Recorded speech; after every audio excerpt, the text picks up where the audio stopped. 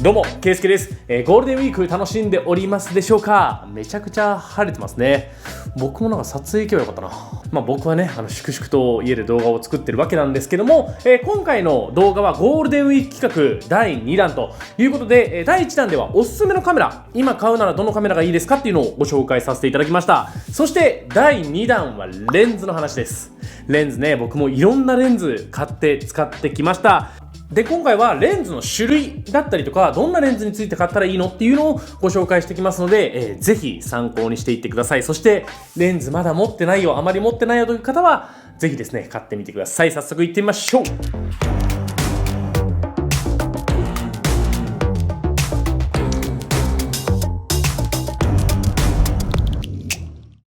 はい。で、改めまして今回はね、レンズの紹介なんですけども、まずちょっとレンズの種類ね、どんなレンズの種類があって、で、その上でどんなレンズをじゃあ最初に買ったらいいの、次に買ったらいいのみたいなところを、話していきたいと思います。で、まずですね、レンズの種類というか、マウントというものについてご紹介しておきます。ですね、はい、ちょっとカメラを持ってきました。僕はね、いろんな種類のカメラを持っております。例えばね、パナソニック、ルミックスのカメラだったりとか、富士フイルムのカメラと、いつも使っているソニーのカメラとかですね、この辺のカメラたくさん持ってますけども、それぞれ今レンズがついています。このレンズ、それぞれ付け替えられるかって言われると、付け替えれないです。ソニーのカメラだったらソニー用のレンズしかダメだし、で、富士フイルムのカメラだったら富士フイルムのレンズ、パナソニックのカメラだったらパナソニックのレンズという感じで、それぞれ、別々のね、レンズしか付けられないようになっています。で、それぞれのメーカーで、このね、レンズとカメラをつなぐここの部分をマウントって言ったりするんですけども、このマウントの名前がそれぞれ、決まっています。パナソニックだったら L マウントですね。とか、あとはソニーだったらこれ E マウントとか、富士フィルムだったら X マウントとか言ったりするんですけども、この辺は覚えなくてもいいです。つくかつかないかっていうのだけ覚えてればいいんですけども、そういう風に名前はついているので、ソニーだったら E マウント用のレンズはつくし、ルミックスのこの S5-2 っていうカメラだったら L マウント用のレンズがつきます。それぞれカメラによってどういうマウントのレンズがつくかっていうのはちゃんと記載されてますので、わからなかったらもうここはね、店員さんとかに聞いてみてください。で、とりあえずマウントによって使える使えないのレンズがありますよというのだけご紹介しておきつつ、さらにもう一つ、センサーサイズというものがあります。カメラにはセンサーというものがあってですね、カメラの映像を映す、心臓みたいな部分なんですけども、例えばルミックス、パナソニックルミックスと富士フイルムのカメラのセンサーっていうのがここにあります。はい。ちょっと富士フイルムのカメラよりも、パナソニックのセンサーの方が大きいですよね。はい、で、こっちちっちゃい方のセンサーを APS-C、こっちをフルサイズっていうセンサーで言ったりします。で、いろんなね、大きさのセンサーがあるんですけども、今一眼で主流なのは、フルサイズ APS-C、もう一回り小さいマイクロフォーサーズっていうね、センサーもあったりします。で、ルミックスの L マウントだったらフルサイズしかないし、富士フイルムの X マウントは APS-C っていうサイズしかないんですけども、ソニーの E マウントに関しては APS-C センサーのものとフルサイズセンサーのもの別々であるんですよね。同じ E マウントっていうものでも2種類あるんです。で、フルサイズに対応しているものをフルサイズ E マウントって言ったりするんですけども、これもちょっと難しくて、フルサイズ E マウント用のレンズはどっちにもつきます。ちっちゃいセンサーのソニーのカメラにもつくし、大きいセンサーのソニーのカメラもつく。なんだけども、普通の APS-C サイズ用の E マウントレンズっていうのは、フルサイズのカメラにつけると、不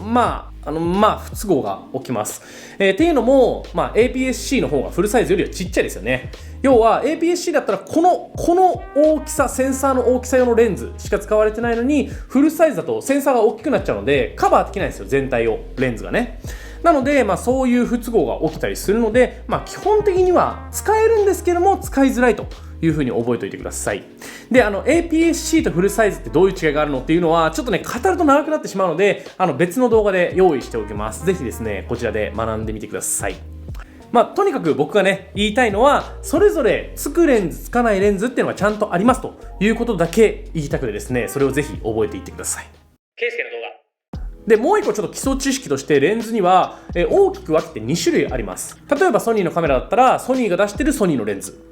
これを純正レンズって言います。パナソニックだったらパナソニックが出してるレンズ。で、富士フイルムだったら富士フイルムが出してるレンズ。なんだけども、ソニーのカメラにシグマとかタムロンっていう別のメーカーのレンズをつけれることがあります。これをサードパーティー製レンズって言います。他の他社製レンズっていうことでサードパーティー製と言ったりします。で、基本的にはやっぱこのカメラメーカーとレンズのメーカーが揃ってた方がポテンシャルは 100% 引き出せます。例えば、オートフォーカスが効きやすかったりとか、手ブレ補正が効きやすかったりとかっていう特徴があります。もちろんカメラにもよるんですけども、そういった特徴を 100% 引き出せるのは、純正のレンズのみかなと思っています。ただ、最近はね、サードパーティー製のレンズもすごく優れていてですね、本当に性能で純正より全然いいみたいなレンズもあったりします。なので、基本的にサードパーティー製レンズだからダメとか、純正レンズだからいいとか、そういう話ではないんですけども、ただ、例えばオートフォーカスのパフォーマンスとかを 100% 引き出せるのは、純正レンズだよということを覚えておいてほしいなと思います。で、僕のね、使った感想みたいな部分なんですけども、ソニーのカメラで、ソニーのレンズ、当たり前ですけども、純正のレンズ使ったらオートフォーカスも手ブレ補正もめっちゃ効きます。で、このソニーのカメラで、タムロンとかシグマとか他社製のレンズじゃあ使ったらどうなるのという話になるとですね、他社製のレンズの場合はオートフォーカスに関しては結構効くんですよ。僕はそんなに不便を感じないかなっていうぐらい効きます。なんですけども、動画の時の手ブレ補正がちょっと弱くなると、そういう感じになります。もちろん例えばスポーツを撮るとか、そういうね動きも撮りたいよ、どうしてもそういうところでオートフォーカスをちゃんと使いたいよっていう場合は、ソニーのカメラだったらソニーのレンズとか、純正のレンズを使った方がいいとは思うんですけども、そうじゃなくて普通に人撮りたいとか街中撮りたいっていう場合は、そんなにねサードパーティー製のレンズを使っても不便はないのかなと思いますので、そういうようなイメージを持ってていただければレンズ選びもしやすいかなと思います。なんて言ったってね、サードパーティー製レンズの方がちょっと安かったりするんでね、値段も大事ですよね。ケイスケの動画。さて、ここまで純正とかサードパーティーとかいろいろ語ってきましたけども、じゃあ最初にどういうレンズ買ったらいいのかというところですよね。で、レンズっていうのはそれぞれもう全然特性が違って、レンズによってどれだけボケるかっていうのも違うし、あとは撮れる広さっていうのも全然違います。ズームできるレンズもあればズームできない単焦点というレンズもあります。で、じゃあどのレンズを最初に選べばいいのかという話なんですけども、僕はこのね動画見てくださってる方は写真の方が始められる方多いんじゃないかなということで、写真も動画もそうなんですけども、どっちかというと写真メインの人はですね、50mm あたりの単焦点レンズを最初に買うのがいいんじゃないかなと僕は思っています。単焦点っていうのはズームできないレンズのことですね。で、これちょっと何言ってるかあんまりわからないかもしれないんですけども、ちょっと細かく説明していきますね。まず 50mm、 この 50mm っていう部分は、焦点距離といってですね、撮れる広さのことを示しています。はい、例えばですね、パナソニック用のこのレンズ 50mmF1.8 というレンズですね。これが結構おすすめだったりするんですけども、これの 50mm っていう部分は撮れる広さを表しています。正確に言うとちょっとね違う指標だったりするんですけども、おおむね撮れる広さを表していると思ってください。で、この 50mm っていうのは人間の目で見た大きさとカメラに映る時の大きさが大体同じぐらいですよって言われたりするので、すごく撮りやすいなと僕は思っています。かつF1.8 の部分があると思うんですけども、これは F 値って言ってですね、数字が低ければ低いほど明るく撮れるしボケやすいと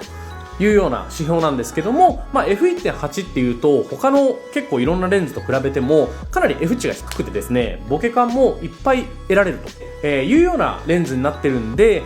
本当に撮りやすいしボケ感もちゃんとあるしっていうのを兼ね備えてるのがこの辺のね 50mmF1.8 っていうラインナップかなと思います。かつやっぱこれから始める人っていうのはすごく多いので、値段も比較的リーズナブルなことが多いです。で、こういう話をすると、ズームできないんですかと、ケイスケさんそれでいいんですかと言われたりするんですけども、僕はいいかなと思っていて、っていうのもみんなねスマートフォンは使うじゃないですか。スマートフォンってズームそんな使います？どうなんだろう。僕はあんまりズーム使わないんですよね。普通にパッと本当にもうパッとオンにしてそのまま撮っちゃうということが多いので、そこまでズームする機会っていうのは多くないんですけども、いかがでしょうか。これでズームするよっていう形であればズームレンズ買ってもいいなと思うんですけども、僕はそんなにズームしないなと。つまり単焦点と同じことなんで、ズーム機能っていうのがレンズ側になくてもいいんじゃないかなと思っています。もちろん最初はね、大体カメラ買ってくると便利なズームレンズとかもついてるんですけども、こういうズームレンズとかだとボケ感っていうのはすごく得られづらかったりするんですよね。多分これ見てくれてる人って、スマートフォンとかを使っててちょっと満足できないなと、もっとボケ感とかも欲しいなっていう風に思ってくれて一眼を欲しいと思ってるはずなんですよ。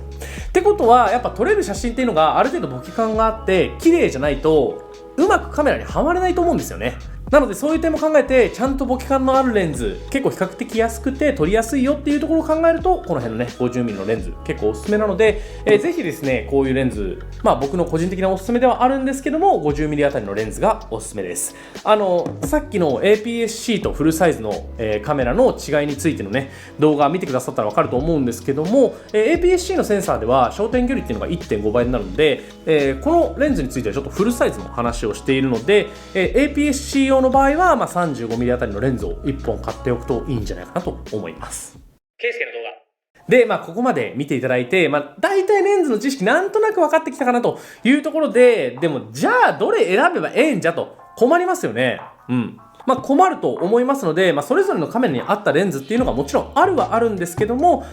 僕がよく使ってるソニーのフルサイズのカメラね、α7-3 とか α7S3 とかで使える、レンズのおすすめだけさっと紹介しておきます。全部ね概要欄にリンク貼っておりますので気になったら買ってみてほしいんですけども、まず1つ目に買うとしたらさっき言った 50mm あたりの、レンズがいいなと思いますので、僕がおすすめするのは 55mmF1.8 というレンズです。こちらのレンズですね。これはもうねめちゃくちゃ写りが良くてですね、非常にコンパクト、さっき言った 50mm あたりで F1.8 っていうボケ感もあってもう大好きなレンズです。で値段で言うと8万7万8万ぐらいかなと思うので、最初手を出すにはちょっと高いかもと思うんですけども、ぜひですねこれはねチェックしてみてほしいなと思います。でこれどうしても出せないよっていう場合には 50mmF1.8 っていうレンズがあって、そっちはもう少し安い 4,5 万ぐらいかなで買えると思いますので、最初はそのレンズでもいいかなと思います。どっちでもいいんですけども、どっちかというと画質がねこっちの方がいいので、本当にちょっと勇気出して買えるよという方は 55mmF1.8 から買ってみてください。で、じゃあレンズはこの 50mm あたりの F1.8 のレンズ持ってますと、じゃあ次のステップどういうレンズに行けばいいのっていう話で言うと、ズームレンズに行くか、広角に行くか、望遠に行くか、この3種類だと思うんですよね。で広角に行くか望遠に行くかとかズームレンズに行くかっていうのはそれぞれこれ使っててもっと広く撮りたかったとかもっと遠く望遠を撮りたかったとかそういうね需要に応じて決めては欲しいところではあるんですけども、それぞれ個人的なおすすめをご紹介しておくと、ソニーの場合の広角レンズでのおすすめはですねこれかな。タムロンの 20mm40mmF2.8 のレンズ、これは F2.8 って言って F 値も低くて 20mm から 40mm までね結構柔軟に撮影ができます。かつ軽いと。で値段も広角レンズって結構高かったりするんですけども、10万円ぐらいで収まってるのでこれは結構おすすめかなと思います。広角のズームレンズなので広角側でもちょっと調節ができるっていうのもいいところですね。でじゃあ標準のズームレンズの場合、そこそこの広さから、そこそこの望遠まで撮れるよっていう標準のズームレンズというものがあるんですけども、それでのおすすめの場合はよいしょ、こちらですね、シグマの 2870mmF2.8 のレンズ、これも F2.8 っていう F 値がすごく低くてですね、僕はパナソニック版ももちろん持ってるんですけども、これパナソニック版もあるので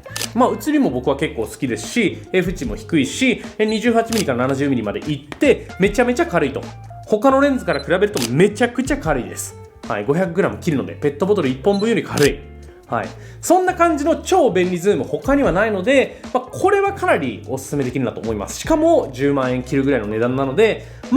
較的フルサイズの中では安いでしょうというところです。ということで標準ズームレンズはシグマのレンズ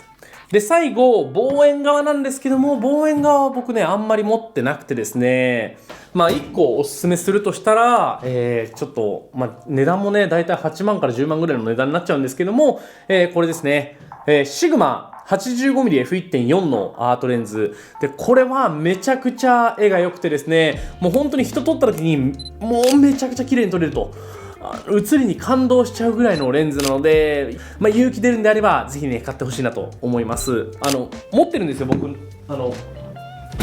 値段に勇気出ないよという方はこのねソニーの 85mmF1.8 のレンズ、このレンズもねすごくいいレンズでしてですね、5、6万とかで買えるんじゃないかなと思います。どうでしょうか、7万ぐらいするのかな、くらいの値段で買えると思います。もちろん僕はね、写りはシグマの方がいいはいいんですけども、でも、十分満足できる写りではあるかなと思いますので、入門にはいいかなと思います。はい、こっちでも値段を抑えたいという方はぜひですね、こっちのソニーのレンズも買ってみてください。ケイスケの動画。はい、ということでいっぱい喋ってきましたがいかがでしょうか。レンズどういう種類があるのってところからおすすめのレンズまで軽くご紹介しておきました。レンズっていうのも正解はないものだと思いますので、自分でね足りないと思ったらこうねいろいろ買った方がいいと思うし、で自分で探して、うわこのレンズいいわと思って出会うのがねまた楽しかったりすると思いますので、ぜひいろいろ試してみてください。一眼カメラの画質っていうのは本当にレンズによってかなり変わってくるので、そこもぜひぜひ楽しんでほしいなと思います。今回紹介したものは概要欄にねリンクを貼っておきますので、ぜひチェックしてください。ということで今回の動画この辺にしたいと思います。今回の動画いいと思ってくれた方は高評価ボタン、チャンネル登録もぜひよろしくお願いします。それではまた次の動画でお会いしましょう。バイバイ。